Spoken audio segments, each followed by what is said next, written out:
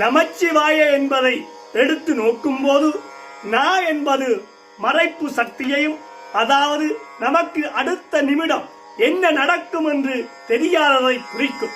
மா என்பது மும்மலங்கள் ஆகிய ஆணவம், கண்மம், மாயை ஆகியவற்றை குறிக்கும்.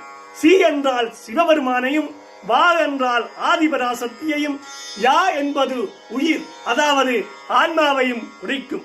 அதேபோன்று சிவாய நம என்பதை எடுத்து நோக்கும் போது சி என்றால் சிவபெருமானும், வா என்றால் ஆதிபராசக்தி, யா என்றால் உயிர், நா என்றால் மறைப்பு சக்தி, மா என்றால் ஆணவம், கண்மம், மாயை ஆகிய மும்மலங்களாகும்.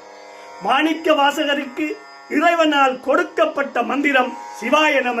இதைத்தான் மாணிக்கவாச சுவாமிகள் தனது 585வது பாடலில் நானே ஓர் தவம் செய்தேன் சிவாய நம என பெற்றேன் என்று கூறுகிறார்.